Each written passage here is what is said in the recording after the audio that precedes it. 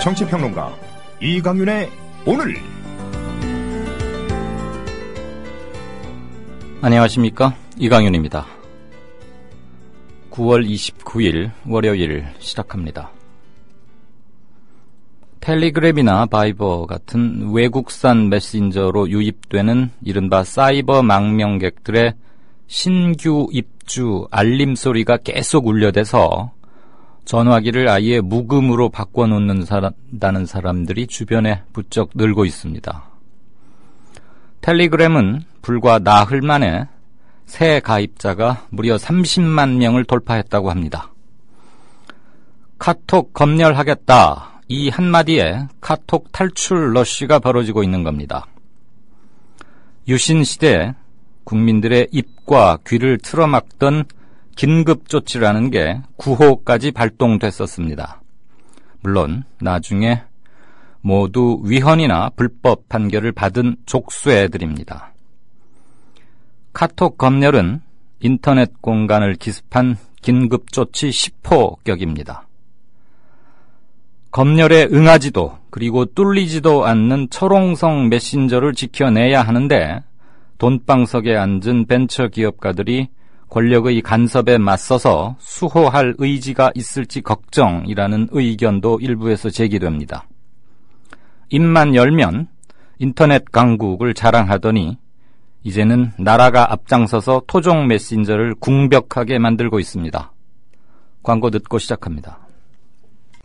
회식 후에 고고, 안전하게 고고, 집에 갈 땐 고고, 회식 후에 안전하게 집에 갈 땐 고고 대리운전. 말로 거는 대리운전, 고고 대리운전. 1636 누르고 고고 대리운전. 네네, 고고 대리운전입니다. 이젠 누르지 말고 말로 걸자고요. 말로 거는 대리운전, 고고 대리운전. 엄마, 손아돼지는 안 돼요. 말하는 전화 문의는 1636 누르고 말하는 전화라고 말해주세요. 고고 대리운전 수익금의 일부는 국민TV에 후원됩니다. 네, 한 주를 새롭게 시작하는 월요일이자 9월 한 달을 문을 닫는 주이기도 합니다. 조금 전인 오후 3시 50분부터, 그러니까 약 2시간 전쯤부터 국회에서 여야 원내대표 그리고 유가족 대표 이렇게 3자 회동이 열리고 있습니다. 교착 상태에 빠진, 그러나 마지막 한 점의 가일 수만 있으면 타결도 눈앞에 그렇게 멀리 있는 것은 아닌데 오늘이 시기적으로도 대단히 중대한 고비에 있습니다. 어떻게 이 얘기가 되어가고 어떤 결말을 내릴지는 잠시 후 정가 산책에서 좀 더 알아보겠습니다. 뉴스 브리핑 시작하죠. 김용민 PD 어서 오십시오. 네, 안녕하십니까. 안녕하세요. 자, 지금 3자 협상이 이어지고 있다고 하는데 타결이 중요한 게 아니죠. 내용이 조사와 수사를 얼마나 잘 하느냐가 실은 핵심이죠. 예. 네. 타결이 가장 우선될 경우를 전 경계합니다. 이 이야기는 뭐냐면요. 오늘 경찰이 대리기사 폭행 혐의를 받는 세월호 유족 4명 가운데 3명에 대해서 구속영장을 신청했습니다. 예. 이 협상 과정에서 3자 협상 과정에서 일종의 압박수단으로 이렇게 그렇죠. 경찰이 영장을 신청한 것은 아닌지 하는 생각을 갖게 됩니다. 영장이 집행될 가능성은 제가 보기엔 제가 그동안 경험했던 여러 이런 예. 사건들을 통해 본다면 대단히 낮아 보입니다. 예.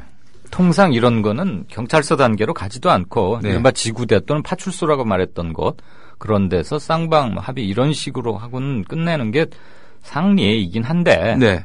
유가족들이 국회의원이 끼고 뭐 하고 하니까 자꾸 정치 문제화 시키는 그런 네. 점이 좀 강하죠. 예, 그렇습니다. 그렇기 때문에 오늘 하필 이렇게 경찰이 구속영장 신청이라는 초강수를 둔 것은 아무래도 국회에서의 그 여야 유가족 3자 대화 과정에서 모종의 그 압박 수단으로 활용하기 위한 것이 아닌가 하는 그런 생각을 지울 길이 없는데요. 네. 김병권 전 위원장, 김병권 전 수석 부위원장, 그리고 한상철 전 대외협력분과 부위원장 이렇게 3명에 대해서 폭력 행위 등 처벌에 관한 법률 위반 혐의로 구속영장을 신청했다고 밝혔습니다. 네. 김형기. 김병권을 두 번. 그랬습니까? 예, 김병권, 김형기. 네. 예. 이빨이 부러졌던 그분이시죠. 또 팔이 부러진 분도 있고요. 네. 예, 한편 그 폭행을 당한 대리기사 이모 씨는 김현 새정치민주연합 의원 역시 폭행과 상해의 공모 공동정범. 생소한 표현인데요. 예. 폭행과 상해의 어떤 원인이 됐다라면서 검찰에 고소했다고 하는데 말이죠. 김현 의원의 그 폭행 사실은 없습니다. 그렇지만 이번 사태를 부르는 데 있어서 하여튼 뿌리가 됐다, 원인이 됐다. 네.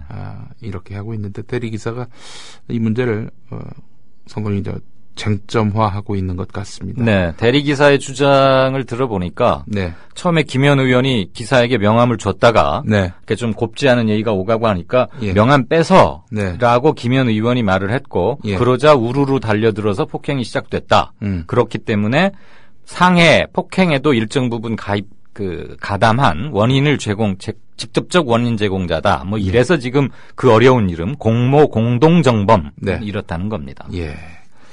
하여간 지구대에서 해결될 수 있는 문제가 이렇게까지 중앙일간지 종편에 아주 하루 종일 도배하다시피 하는 이런 사안들. 일면톱으로 만들어서 끌고 가고 있죠, 지금. 네. 대리기사의 억울한 점, 그런 점들이 물론 있을 수 있죠. 네. 그것에 대해서, 이 폭행을 당했기 때문에 피해를 구제받아야 된다라는 이런 주장은 존중을 해야 마땅합니다만, 과연 이게 세월호 진상과 관련해서 언론들이 보였던 그 태도에 비해서 이 이슈를 이렇게 쟁점화하고 확대할 그런 사안인지. 근데 통상 이런 쌍방폭행은 수사상 가리기가 참 힘들거든요. 예. 이렇게 구분한다는 게 대단히 힘든데 일단 영장은 일단 신청했으니까 시기적인 오늘 하필 그랬다는 겁니다. 네. 국회에서 열리는 것 뻔히 알면서도 그래서 네. 이 영장이 과연 떨어질지 네. 그건 좀 한번 더 두고 보십시다만 예. 뒷맛이 많이 남습니다. 예. 자, 그리고 지난번에도 한번 김 PD가 전해주신 소식인데 영화인들이 서병수 부산시장에게 다큐 영화 다이빙 벨 네. 상영 중단 압력을 중단하라 이렇게 예. 강력히 촉구하고 나섰네요. 한국영화제작가협회, 한국영화촬영감독조합, 한국영화 프로듀서 조합 등이 참여한 영화인연대가 성명을 내고 개막을 3일 앞둔 제19회 부산국제영화제에 공식 초청된 다이빙벨을 두고 서병수 부산시장이 정치적 중립을 훼손할 수 있는 작품이라면서 상영 중단을 요구하는 사실, 이 사실에 대해서 한국 영화인들은 매우 큰 유감을 표하는 바다 이렇게 말했습니다. 다이빙벨 이 사안이 갖는 그런 어떤 민감성, 이 부분에 대해서는 충분히 인정합니다마는 그렇다고 정치적 중립을 훼손하지 않는 작품만 부산 영화제에 나올 수 있는 것이냐 라고 했을 때 그간 출품된 작품들 다 살펴보면은 정치적 지향점 일정 부분 있는 작품들이 상당했거든요. 네. 앞으로도 이런 정권에게 불편한 이슈들 이걸 다룬 영화는 걸러서 내겠다 이런 뜻으로 해석할 여지가 대단히 높기 때문에 영화인들은 이거는 창작의 자유를 침해하는 이런 폭거다라고 보고 있는 것 같습니다. 자, 그래서 일단 그 부산시장 지금 부산국제영화제 조직위원장입니다. 당연직인데요. 네. 영화제를 지원하고 보호해야 하는 위치에 있음에도 불구하고 되려 정치적 이유를 들어서 초청작 상영 취소를 요구하는 것은 어떠한 이유로도 납득하기 어렵다는 영화인들의 목소리에 직면했습니다. 앞으로는 배달의 기수나 대한리우스 예. 이런 것들만 걸면 되겠네요. 부산국제영화제는. 근데 그것도 정치적 중립을 훼손할 수 있는 작품 아닙니까? 예. 자, 남경필 지사 아들 네. 구속됐는데 양쪽 모두 그러니까 피고인이나 검찰 측이나 항소는 포기했어요. 그러면 예. 징역 8월에 집행유예 2년. 예. 이걸 최종 확정되는 건가요? 예, 그렇습니다. 확정이 됐습니다. 네네. 군에 따르면 군검찰은 재판부의 양형 이유를 존중한다면서 항소를 포기했습니다. 또 피고인 남병장 측 변호인도 군검찰에 미리 연락해서 같은 이유로 항소할 뜻이 없다고 전한 것으로 알려졌습니다. 현행 형사소송제에서는 1심 판결을 인정할 수 없는 경우 선고 후 일주일 내에 항소해야 하고요. 이 기간을 놓치면은 상소할 수 없게 되어 있습니다. 네. 앞서서 재판부는 피고인이 선임병으로서 업무가 미숙한 후임병을 가르치고 보호해야 할 의무가 있는데 범행을 수개월 동안 지속적으로 반복해서 죄질이 나쁘다라며 징역 8월에 집행유예 2년을 선고했습니다. 다만 동종 전과가 없고 범행을 모두 인정하고 반성하며 피해자들이 처벌을 원치 않는 점을 볼 때 시정 선고가 어려우며 피고인에게 기회를 줘야 한다라고 양형 이유를 설명했는데 남병장의 그간의 그 행각들을 보면은 후임병의 턱과 배를 주먹으로 수차례 때리고 전투화를 신은 상태로 찬 그런 혐의로 기소가 됐었죠. 또 지난 7월 중순부터 최근까지 생활관 침상에서 또 다른 후임병에게 자신의 성기를 꺼내 보이면서 성적인 발언을 하거나 뒤에서 껴안는 등의 이런 추행한 혐의도 있습니다. 아, 남지사 아들이 그런 적을 했다고요? 네. 구강성교를 요구하는 그런 혐의가 또 있었고 본인이 또 시인했다고 하는군요. 네. 예. 남병장, 참. 예. 뉴스 브리핑이 갈수록 참 동원되는 단어들이 아슬아슬해져 갑니다. 네, 글쎄 말입니다. 박희태 의장부터 시작해서. 예. 뭐 제 책임은 아니죠. 그렇죠. 네. 자, 어쨌거나 징역 8월에 집행유예 2년이니까 더 이상 영창 생활은 하지 않고 집행은 면하되 그러니까 추가 범행이 없으면 군대는 제대하되 유죄 판결 전력은 남게 되는 그런 것으로 매듭이 지어지는군요. 그러나 아버지에겐 치명타가 됐습니다. 수신 제가 입말이 다시 또 여러분 나왔죠? 네, 잘 들었습니다. 지금까지 뉴스 브리핑의 김용민 PD였습니다.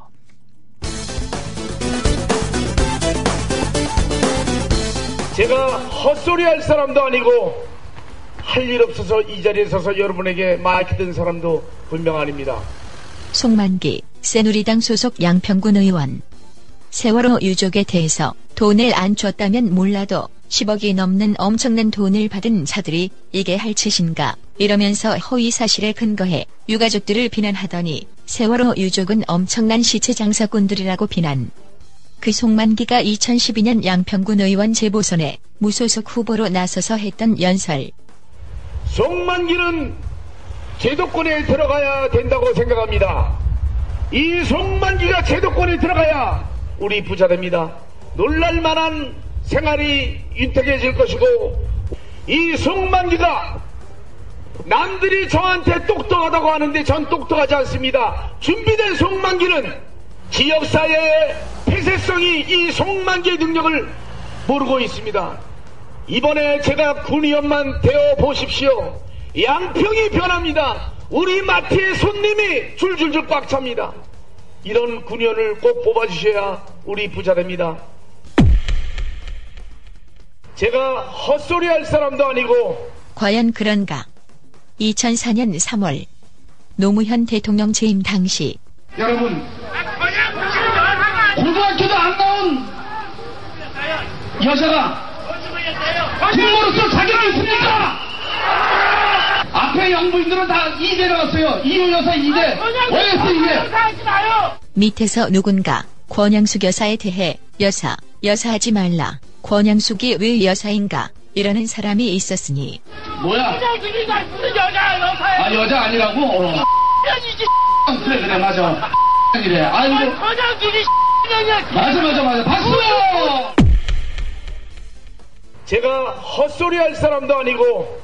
이번엔 2009년 9월 노무현, 김대중 두 전직 대통령 서거 직후 4대강 사업 찬성 집회에 나선 헛소리를 절대 안 하는 송만기. 송만기라는 가수 겸 방송인입니다. 안녕하세요. 반갑습니다. 22조 30조 얘기를 하는데 그 돈이 다 어디로 갑니까? 중국으로 갑니까? 일본으로 갑니까? 미국으로 갑니까? 어디로 갑니까? 우리 노동자들한테 가는 거예요. 이 지금 야권이나 이 좌파들은 무조건 이 돈이 왜 잘못 써진다고 생각을 하는 거예요. 우리 북한에 저 노무현이나 김대중처럼 저 도둑질을 가지고 북한에 주는 거 아니에요? 그렇죠? 5천억을 어떻게 북한에 갖다 줘요? 여러분들이 잘 알아야 될 게 김대중이라는 나쁜 5천억이라는 돈을 북한에 줄 리가 없습니다. 500억을 줬으면 많이 준 거예요. 왜냐하면 저는 경영학 석사입니다. 저는 가수에서도 대학 나오고 대학원에서 경영학, 경제학 공부를 한 사람이고 육군 장교로 학사 장교로 전방에서 소대장을 했고 미국에서 한 10년 살고 세계를 30개 이상 다닌 사람이에요. 그러면 김대중이가 북한에 준 5천억이라는 거는 북한과 우리의 경제적인 차이는 20배 차이, 화폐가 아주 많이 봐줘도 20배 정도 차이예요. 그거 북한에 줄 리가 없어요. 영수증도 없잖아요. 그럼 김대중이 죽었는데 무슨 게 국장입니까? 잘못된 거예요. 그렇죠? 이번엔 노무현 전 대통령을 겨냥하고는 그 노무현 같은 어떤 놈입니까? 노무현 어떤 놈이야? 아니 대통령까지 한 사람이 자살을 이건 우리 자식들한테 유생들한테 뭘 보여줍니까? 잘못된 거예요. 정말 잘하셔야 돼요. 제가 헛소리 할 사람도 아니고 남들이 저한테 똑똑하다고 하는데 송만기는 제도권에 들어가야 된다고 생각합니다. 이 송만기가 제도권에 들어가야 우리 부자 됩니다. 송만기는 결국 새누리당 후보로 양평군 의원이 되고 끝내 제도권에 들어가 있는데 이제 양평군민은 부자 될 일만 남은 듯.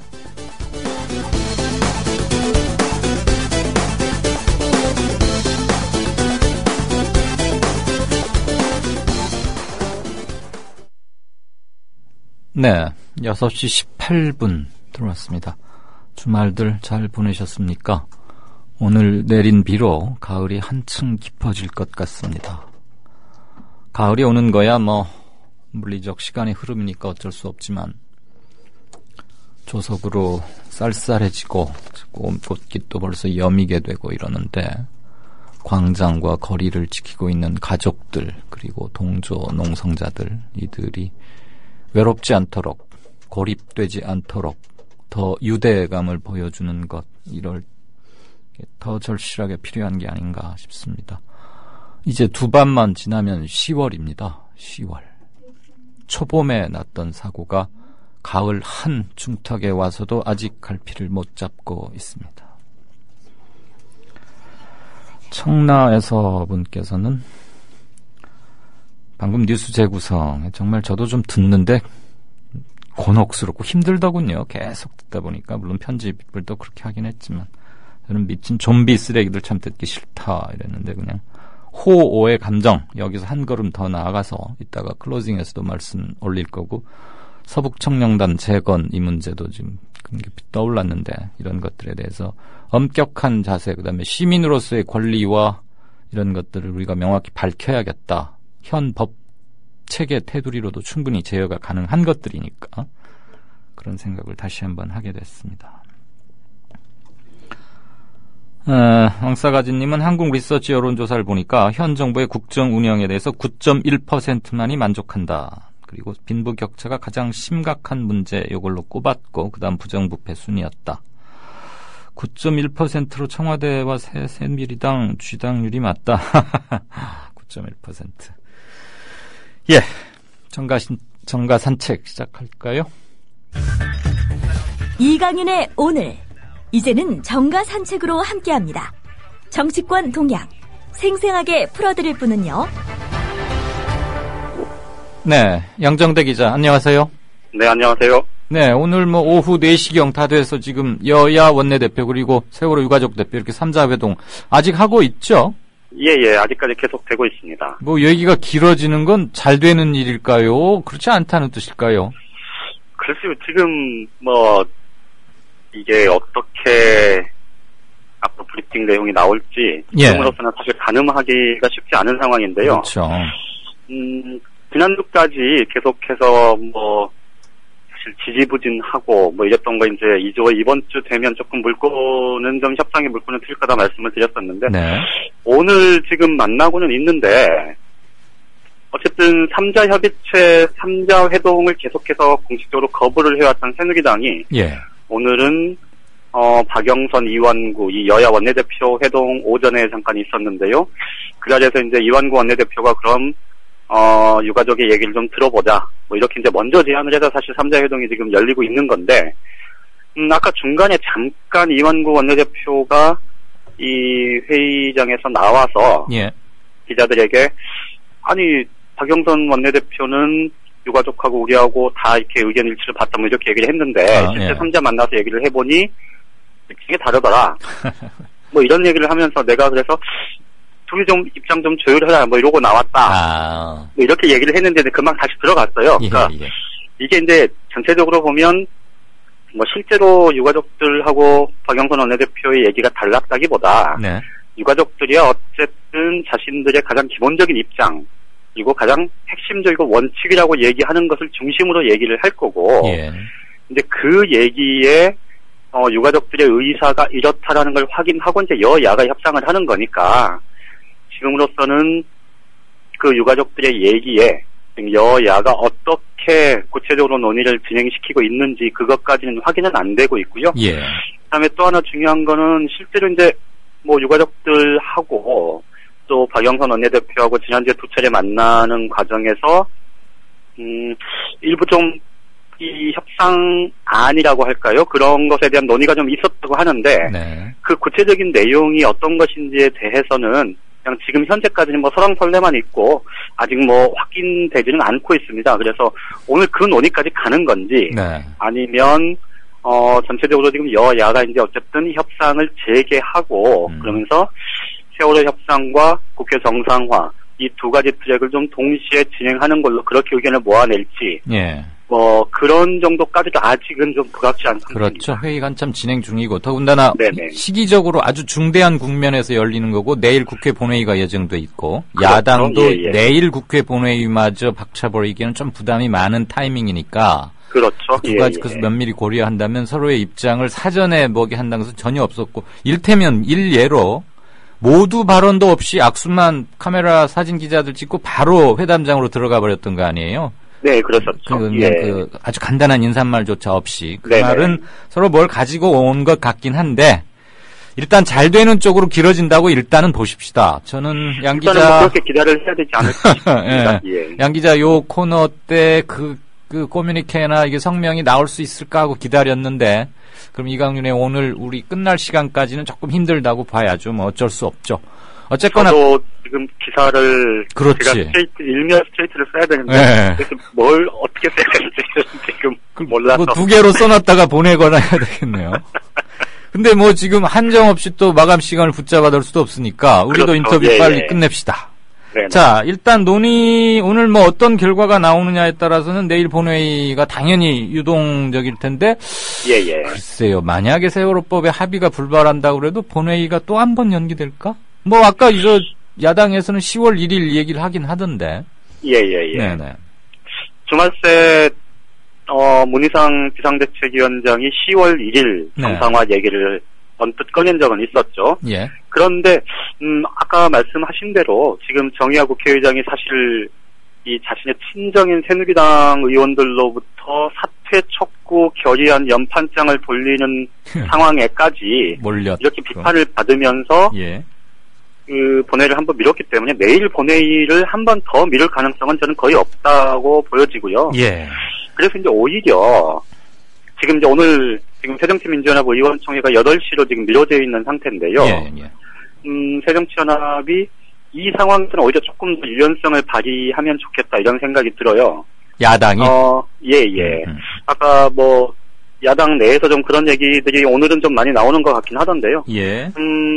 기본적으로 세월호 특별법 협상 부분을 빨리 매듭 지어야 되는 건 맞고 그를 통해서 이 정부 여당이 지금 계속해서 좀 소극적이고 하는 그런 모습들을 비판하는 건 맞는데 지금은 오히려 내일 본회의 뭐 특별한 쟁점이 없는 법안들이기 때문에 그리고 이미 한 차례 지금 국회의장이 어쨌든 중간자적인 입장에서 이 상황 정리를 했는데 결과적으로는 좀 야당의 숨통을 터준 것 아닙니까? 지난주 주말 후반에. 그렇죠. 그렇게 되면 오히려 좀 전반적인 여론의 지지를 얻으면서 좀 양보의 모습 이런 것들을 한 발짝 보여주는 게 오히려 좀 이후 협상력을 높이는 계기가 될 수 있을 것 같고요. 지금 오늘 의원총회 저녁 때 지금 새정치민주연합은 그동안에 의원총회에서 발언하지 않았던 많은 의원들 대부분 다 발언을 했으면 좋겠다라고 이렇게 지금 제안을 해놓은 상태라고 하거든요. 전체적으로 보면 지금 내일 본회의까지는 지금 새누리당의 스탠스 변화가 클 것 같지는 않습니다. 그러니까 오늘 유가족이나 새정치민주연합 쪽에서 한 발 좀 반발 양보하는 안을 냈어도 내일 지금 박근혜 대통령의 국무회의 발언이 어느 정도 어느 수위로까지 갈 거냐 이게 또 추미애 관심사가 지금 이미 돼버린 상황이고 내일 오전 10시든가 그렇죠? 그렇죠. 예. 그래서 오히려 좀 그 가이드라인이 어떻게 될지 한 번 더 지켜보는 수준에서 지금 새누리당은 사실 협상의 묘미를 현재로서는 협상의 묘미를 발휘하기는 굉장히 어려운 상황인 것 같고요. 그래서 오늘은 어떻게 보면 좀 전향적인 결론이 나기는 힘들 것 같고, 다만 여야가 좀 다시 이제 머리를 맞대고 세월호 특별법 협상에 본격적으로 다시 이제 매진을 하는 것, 그리고 국회 정상화에 한 걸음 다가가는 것, 이런 정도의 좀 분위기를 만드는 수준이면 내일 야당도 본회의를 거부하는 그런 상황까지 가지는 않을 거다. 이렇게 예상이 됩니다. 디딤돌만 확보해놔도 큰 성과다. 그렇죠. 예. 그렇습니다.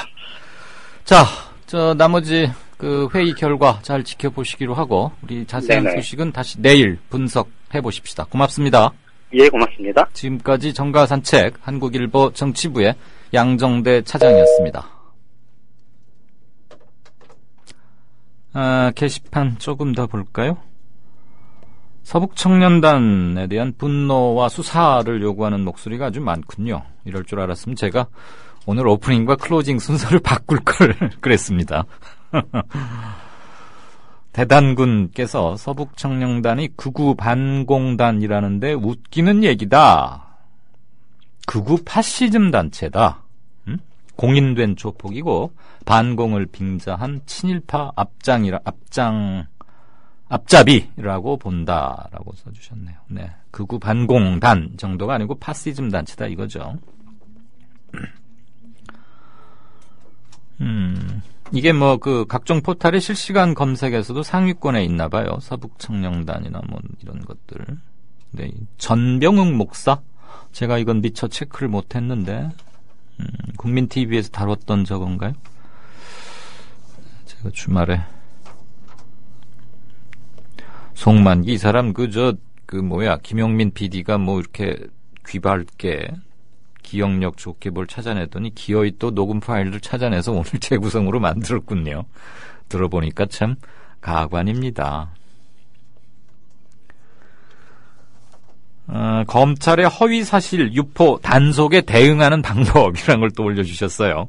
1. 나경원식 주어를 쓰지 않는다. 주어가 없다. 그렇죠. 그렇게 하면 그때 누가 이렇게 구렁이 담 넘어가듯 빠져나갔죠.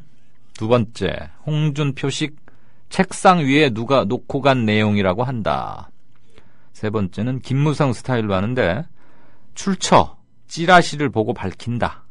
출처를, 그러니까 찌라시라고 밝힌다 이거죠. 그 NLL 관련 부산 유세 때 그 비 오는 데서도 한자도 틀리지 않고 외워서 읽었던 그 총명한 기억력. 네, 훌륭하죠. 다음, 원세훈 스타일로는 쓴 건 맞지만 보여줄 의미는 없었다고 하자. 이제 뉴스 코리아 저널을 인용한 겁니까? 뭡니까? 그런 올려놓으셨네요. 이거 좀 기억해둬야겠네요. 재밌네. 아까 이건 얘기한 거고. 이강준의 오늘 화이팅. 아브라카다브라 화이팅. 이건 뭐죠? 아브라카다브라? 무슨 노래 제목 아닌가요? 사도 요한님. 고맙습니다. 어쨌거나. 네, 나머지 게시판은 조금 있다가 짬이 되면 다시 한번 보겠고요. 아무튼 소통하랴 뭐하랴 하는데 10월 6일부터 90분으로 늘어나니까 이번 주만 좀 참고 그러겠습니다. 지구촌 이슈 들어볼까요? 오늘 외신 뉴스가 많던데 장혜림 뉴스캐스터 나와 있습니까? 안녕하세요. 안녕하세요. 여보세요? 네, 안녕하세요. 아, 됐어요. 아까 처음 인사 나눌 때는 전화가 약간 하우링이 심했는데 지금 괜찮습니다. 네. 지금 홍콩 보통 시위 양상이 극렬한 게 아니죠. 이틀째 그리고 진압도 상당하던데 어떻습니까? 형편이? 홍콩에서 새로운 행정장관 선거 방식에 반대하는 시위가 이틀째 계속되고 있습니다. 이달 초 중국 전국 인민대표대회 전인대는 오는 2017년에 열리는 홍콩 행정장관 선거에서 친중국계 선거인단 1200명의 과반 이상의 지지를 얻은 후보 2-3명만 입후보 자격을 부여하는 내용의 선거안을 마련했는데요. 이것에 반발한 홍콩 시민들은 정치적 자유와 정치 개혁을 요구하면서 시위를 이어오고 있습니다. 네. 시위 참가자들은 전인대가 내놓은 선거안이 반중국 성향 인사의 출마를 막으려는 것이라며 처리를 요구하고 있습니다. 언론들에 따르면 홍콩 시민단체와 대학생 그리고 중고등학생 수천 명은 그 홍콩섬 서부 지역 도심 거리를 점거한 채 이틀째 시위를 이어가고 있고요. 예. 이에 따라 그 지역의 은행들이 휴업으로 갔고 또 차량이 차단되면서 일부 학교가 휴령이 내려지기도 했습니다. 경찰 대응 어떻습니까? 강경하게 대응하고 있는데요. 홍콩 지방정부는 점거 시위에 강경하게 대항을 입장을 보였고요. 행정장관은 불법적 점거 행위에 단호하게 대처하겠다 이런 입장을 밝혔습니다. 네. 홍콩 경찰은 일부 시위 지도자를 포함해 78명을 체포한 것으로 알려졌습니다. BBC 등 외신들은 홍콩 경찰이 이례적으로 최루탄과 곤봉 등을 사용해서 시위대 강제 해산에 나섰다고 전했고요. 미국 외교 전문 매체의 폴린 폴리시는 이틀 전까지도 시위대와 경찰 간 충돌이 거의 없었고 또 체포된 시민들도 몇 시간 만에 풀려났기 때문에 사태가 이렇게까지 악화될 것을 누구도 예상하지 못했다고 설명했습니다. 한편 오늘 시위대와 경찰의 충돌로 41명이 다쳐서 병원에 실려간 것으로 전해졌습니다. 예, 한 10여 년, 20여 년 전에 이른바 티안안문 광장, 천안문 광장 사태, 티안문 스퀘어인가 영어로는 그렇게 표현했죠. 그 강제 진압받고 그것과 홍콩은 좀 양상이 다를 것이다. 그리고 시간도 한 20여 년이 훨씬 지났고 그래서 이 민주화 열기를 어떻게 대응하느냐 대단히 관심 깊게 보고 있는 사안 같습니다. 네.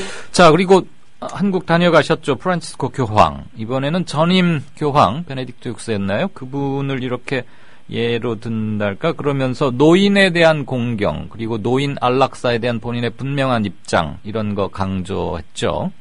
네. 프란치스코 교황은 현지 시간으로 28일 전 세계 할머니, 할아버지들의 사회 공헌에 경의를 표하는 미사를 집전했습니다. 네. 이 미사에서는 87세인 전임 교황 베네딕토 16세를 비롯해 수만 명의 노인들이 참석했는데요. 교황은 노인들을 숨기거나 방치하는 세태를 비판하면서 노인들을 그렇게 대접하는 것은 그들을 안락사시키는 것과 다름없다 이렇게 지적했습니다. 네. 그러면서 올해 77세의 자식 결혼하며 노년은 오히려 우아한 은단이다 이렇게 강조했고요. 예. 또 노인을 잘 돌보지 않는 사람에게 미래가 없다고 비판하면서 생산성만 중시하는 사회는 결국 타락하게 되고 소외시키게 된다고 강조했습니다. 네, 그러니까 생산성, 효율성, 자본의 논리에만 집착하지 마라. 그거는 인간성 타락의 지름길이다. 그렇고 노인들을 제대로 대접하지 않는 것, 그게 바로 안락사시키는 것이다. 아, 참 이런 말씀을 교황이 하니까 훨씬 가슴이 더 절절하게 들리는 것 같습니다. 네. 네, 오늘도 좋은 소식 고맙습니다. 잘 들었습니다. 네, 감사합니다. 네, 지금까지 지구촌 이슈 장혜림 외신 뉴스 전문 캐스터였습니다. 정치평론가 이강윤이 함께하는 국민 라디오 이강윤의 오늘.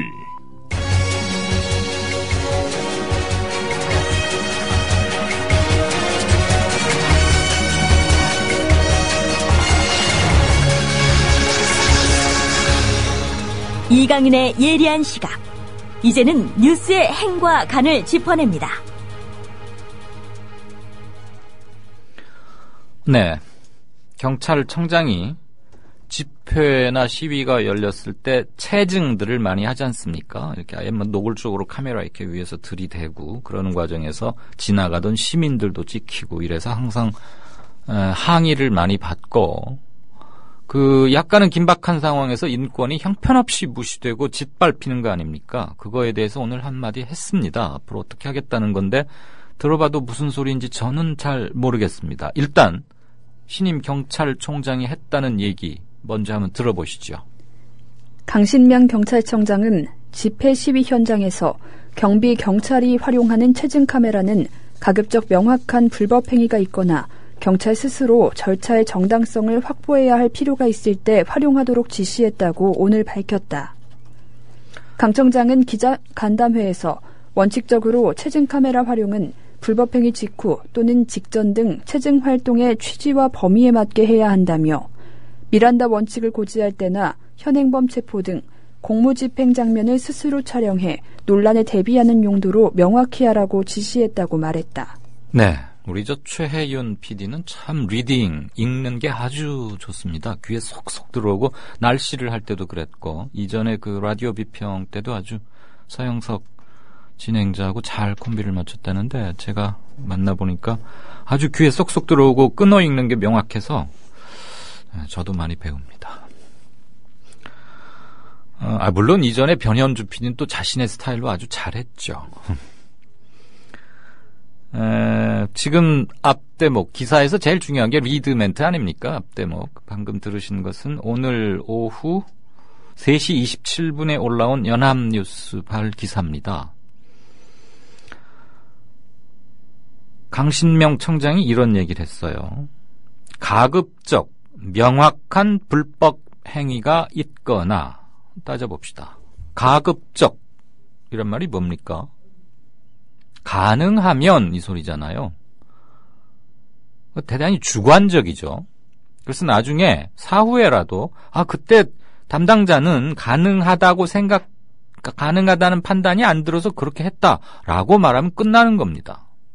또 하나, 명확한 불법 행위가 있거나 명확한 불법 행위인지 아닌지 있는지 없는지를 현장에 있는 경찰관에게 판단의 전권을 주는 거 아닙니까?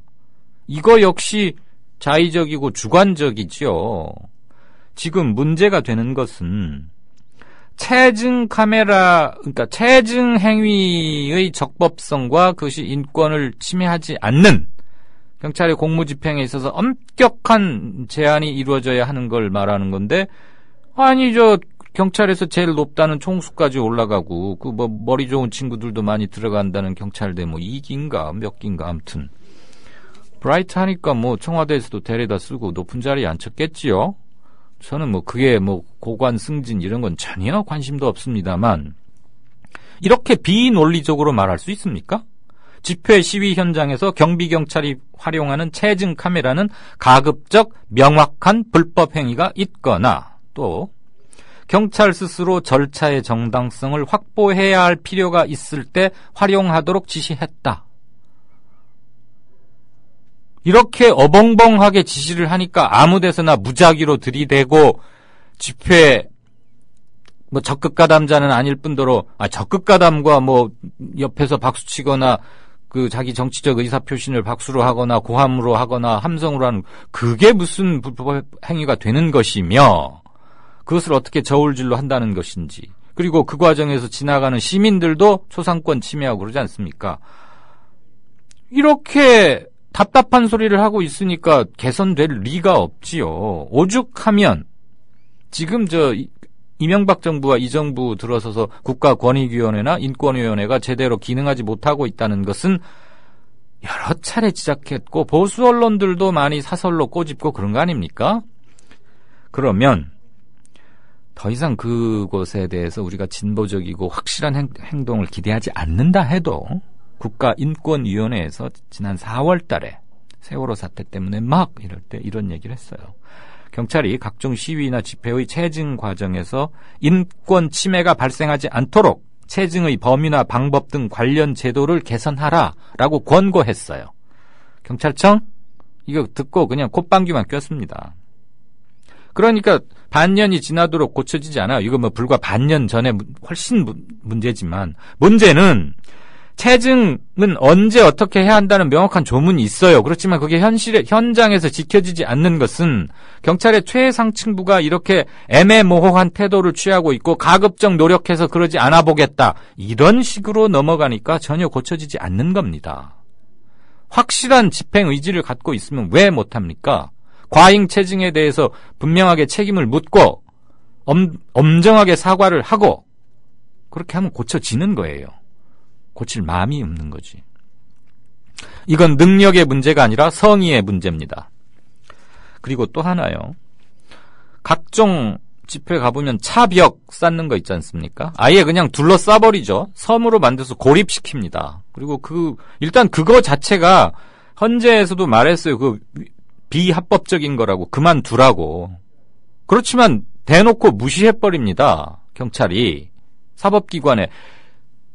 무슨 같은 행정부 내의 권고가 아니고 그건 옳지 않다라고 사법부에서 결정을 내린 것조차도 현실에서 깡그리 무시해버리고 실질적으로 경찰력, 10만 병력 있으니까 헌재에서도 더 이상 말을 못하죠. 우린 한번 의견 표명한 것으로 그쪽에서 수용 여부는 그쪽에 달려있다. 이런 식으로 넘어갑니다. 이런 걸 보고 후진적 국가관리 시스템이라고 한마디로 할 수 있는 겁니다. 이 차벽, 이제는 캐나다 오타와까지 진출해가지고 그 동영상들 보셨죠? 지난번에 말씀드렸으니까 그건 생략하고, 이 차벽 또는 심야에 광화문 광장에 한번 나가보셨습니까? 혹시라도. 일부러 나가시란 얘기는 아니고 좌석버스 막차 같은 거 타라고 보면 그 청춘 20대 초반 그 경찰들이 경광봉 들고 연두색 형광색 자켓 입고 세종대왕 동상 이렇게 막 걸어다니고 있어요. 밤새도록. 왜 우리 청춘들을 그렇게 해야 됩니까? 그 귀한 시간 2년 3년 그 젊었을 때 그 국가에서 징발에다가 겨우 한다는 짓이 무슨 대단한 국가 안보를 하는 것도 아니고 말이죠. 세종대왕상 주변 돌아다니게 하는 것, 대사관 앞에 왔다 갔다 하게 하는 것, 밤새도록 그러고 있어요. 왜 그런 거에 대해서 우리는 시민으로서 항의하고, 물론 지금 다른 큰 건들이 너무 많으니까 그러는데, 저는 그 경찰 버스가 이렇게 계속 시동 틀어놓고 그 젊은 청춘들이 그 안에서 하루 종일 죽치고 앉아서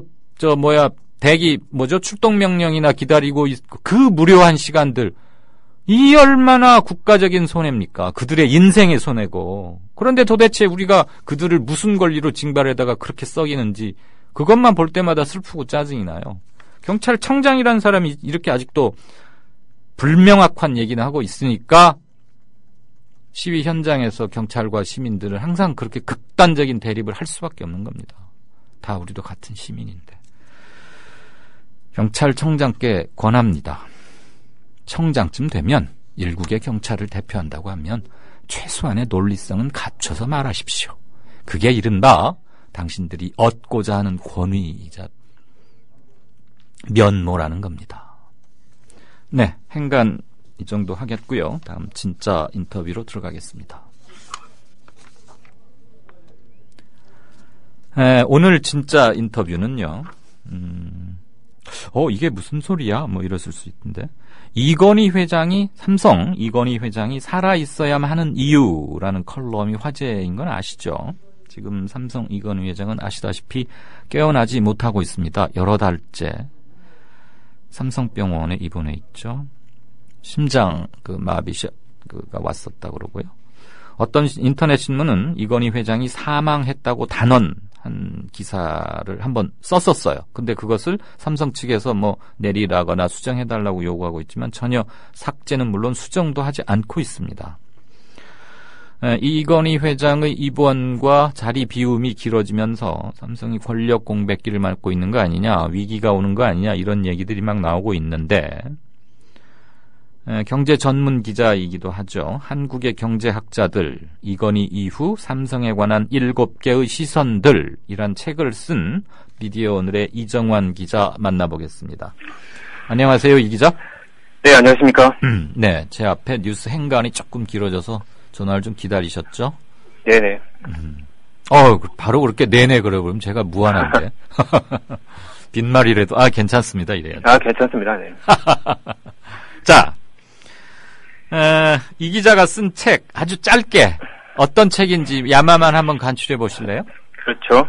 이 장하준 케임브리지대 교수가 필요하다면 삼성 특별법이라도 만들자라고 제안을 했죠. 이 재벌 체제를 인정하는 대신에 사회적 책임을 다하도록 하자라는 이른바 빅딜론, 사회적 대타협론이 벌써 10년이 넘었습니다. 그래서 이 타협을 하자 또는 뭘로 타협을 하느냐 같은 논의가 계속 반복되었는데요. 이 책에서는 재벌 개혁을 둘러싼 30여 명의 경제학자들의 이론적 지형과 주요 쟁점을 입체적으로 재구성했습니다. 네. 자, 이건희 회장 현재 상태는 도대체 어떻습니까? 의사소통은 됩니까? 아니면 이른바 떠도는 소문처럼 이런 표현은 조금 그렇습니다만 대단히 상태가 안 좋은 상태를 말할 때 우리가 무슨 뭐 신문인가 이런 말 하던데 어때요? 일단 추론만 할 뿐이고요. 예.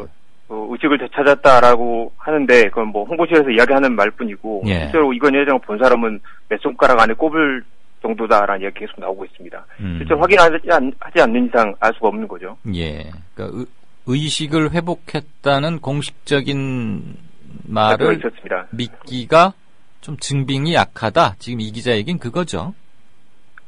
그렇게 말하니까 믿어야 되겠지만 뭐 사실 확인할 방법이 없다는 거죠. 예. 자, 이런 얘기도 떠돌아요. 이건희 회장이 살아있어야만 하는 이유, 뭐 그런 제목의 컬럼도 있지만, 뭐 유병헌과 이건희 회장을 이렇게 비교해서 그런 말도 막 한땐 돌고 했는데. 예. 한 사람은 살아있는 척 하느라 힘들고 한 사람은 죽어있는 척 하느라 힘들다는 이야기죠. 아, 그런가요? 예. 한국말이 참 재밌네요. 이 회장 일가의 복잡한 지분 구조도 결국 안정적인 상속을 통해서 후계 완성에 큰 변수가 되고 있다고 우리 이 기자가 책에서나 여러 기사에서도 지적하는 걸 봤는데 알아듣기 쉽게 그러니까 경제학 이게 좀 사람들한테 어렵다고 느낌을 주는 게 용어의 진입장벽에서 일단 그런 게 있거든요. 알겠습니다. 그러니까 일상생활에서 아이들하고 얘기한다고 생각하고 쉽게 한번 번역을 해보세요. 네, 이재용 부회장 입장에서는 크게 두 가지 과제가 있을 텐데요. 네. 일단 엄청난 그 상속세를 다 합법적으로 내야 될 거고, 두 번째는 이제 아버지가 갖고 있는 그 그룹 지배력을 무사히 넘겨받는 게 두 가지 과제가 있겠죠. 근데 일단 지금은 삼성생명과 삼성전자가 가장 큰 그 지배구조 핵심이기 때문에요.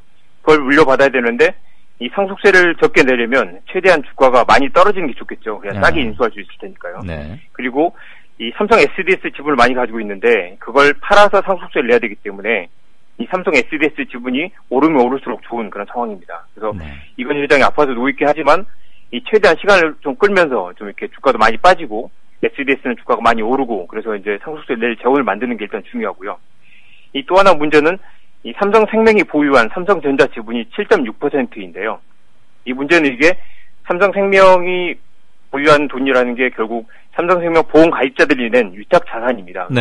이 보험가입자들의 돈으로 이건희 회장이 삼성전자를 우회 지배하고 있었던 거죠. 실제로 삼성전자 지분은 4.0%밖에 안 됩니다. 그래서 이 삼성생명이 그 보유한 지분으로 삼성전자를 우회 지배하고 있었던 건데 이 문제는 이게 금산분리 때문에 이게 그 지분을 팔아야 되는 그런 상황이 돼 있습니다. 그래서 이게 이재용 부회장으로 가더라도 이 지분을 더 이상 가져갈 수 없기 때문에 아버지 시절에 가졌던 그런 막강한 지배력을 아들 시대에는 행사할 수 없게 되는 거죠. 그래서 이것 때문에 이제 여러 가지 그 지주회사로 전환하는 방법이라든가 여러 가지 지배구조 개편을 계속 모색을 하고 있는데요.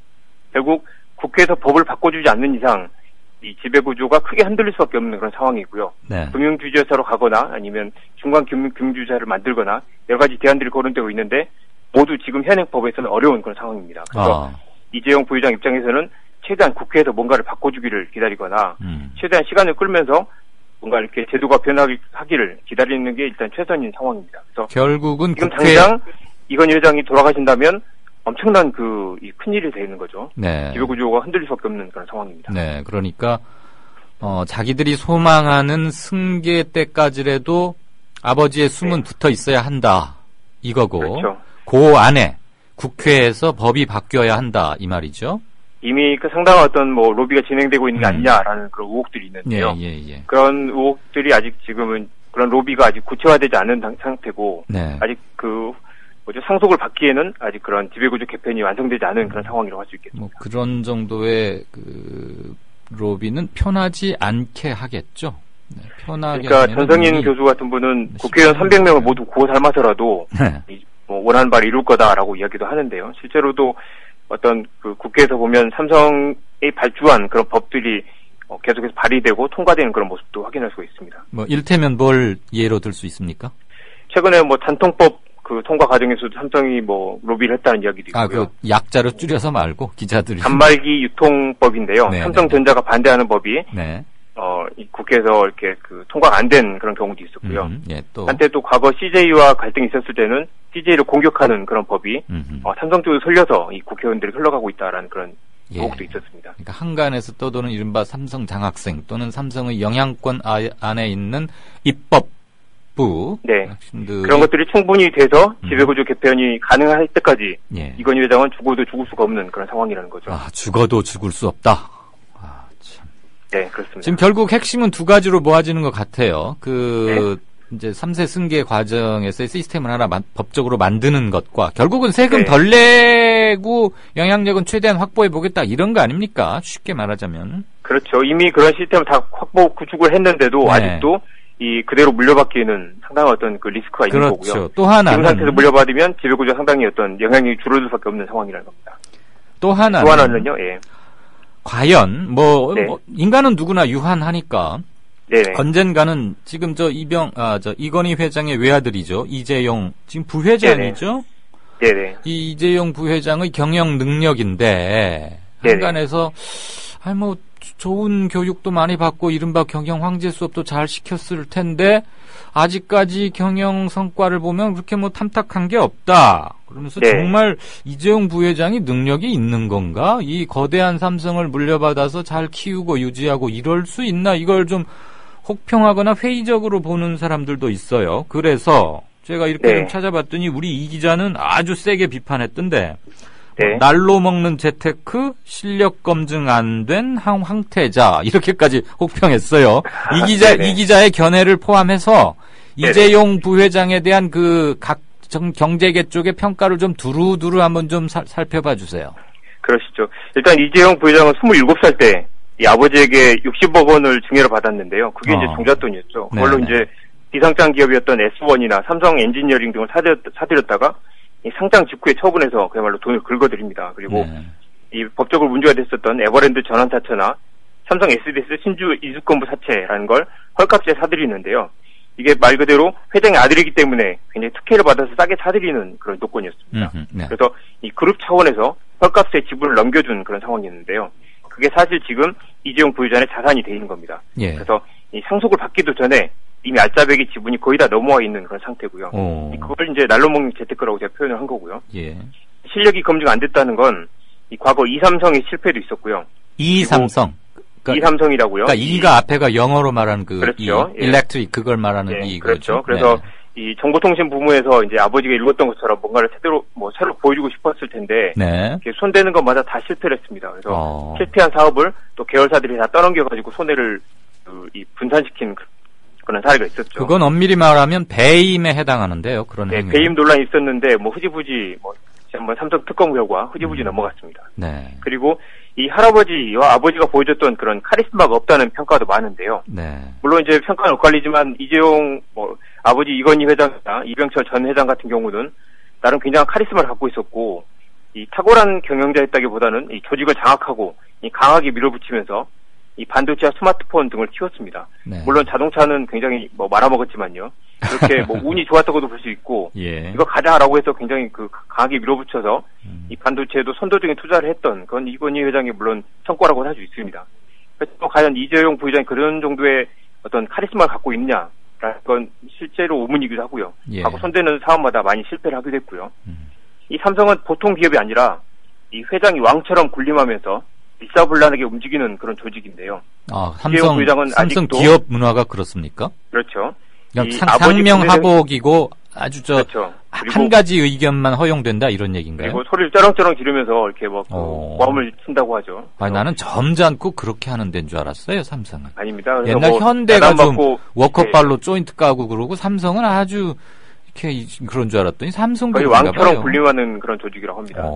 그런데 이재용 부회장은 아직까지도 아버지 그늘에 갇혀서 아직 조직관리 능력도 입증하지 못했고 그런 카리스마도 보여주지 못했죠. 그래서 여전히 이 과거 진짜 왕조처럼 왕이 쓰러져서 누워있지만 그 왕세자는 전혀 권력을 갖지 못한 왕이 죽기 전까지 왕이 그림자도 밟지 못한 그런 상황이죠. 과연 이런 사람이 이 대한 조직을 끌고 나갈 수 있을 것인가라는 그런 의구심이 삼성 안팎에서 계속해서 제기되고 있습니다. 그래서 이건희 회장이 이 상태로라도 좀 더 버텨줘야 한다. 이렇게 집약할 수 있군요. 네. 오늘 얘기 잘 들었습니다. 나머지 뒷얘기는 우리 이 기자가 쓴 책을 좀 펼쳐보거나 그래야 되겠습니다. 고맙습니다. 네, 고맙습니다. 네. 지금까지 미디어 오늘의 이정환 기자와 삼성 이 회장 상속 얘기를 좀 들어봤습니다. 제가 인터뷰 초반에 좀 급하다가 야마라는 말을 썼는데 일본 말이고요. 기자들 은어이기도 합니다. 주제 뭐 그런 정도로 이해해 주시면 좋겠습니다. 앞으로는 물론 사용하지 않겠습니다. 오늘 마무리 말씀드리죠. 지난 주말 서울광장에서 세월호 참사 추모 리본을 자르려다가 경찰의 제지를 받은 서북청년단 재건위원회에 대한 수사를 촉구하는 목소리가 높아지고 있습니다. 야당은 물론 대학 교수들도 우려를 표하고 있습니다. 서울대 법학전문대학원의 조국 교수는 재건 움직임만으로도 범죄단체 조직 구성이 되니까 처벌 요건이 이미 충족됐다는 게 법학적 판단이라고 주장하기도 했습니다. 해방 직후 서북청년단이 저지른 양민 학살 등 만행에 대해서는 역사가 이미 똑똑히 증언하고 있습니다. 서북청년단 재건위는 시대착오적인 극우단체의 언론 노출용 해프닝으로 넘기기에는 너무 섬뜩한 느낌을 저는 지울 수 없습니다. 광기의 시대로 돌아가려는 역사의 반동, 그 반동을 막아내는 것이 87년 6월 항쟁 이후 도도히 흐르는 시대정신 아니겠습니까? 우리가 분명히 깨어나고 행동해야 할 이유라고 봅니다. 들어주셔서 감사합니다. 이강윤이었습니다. 내일 뵙겠습니다.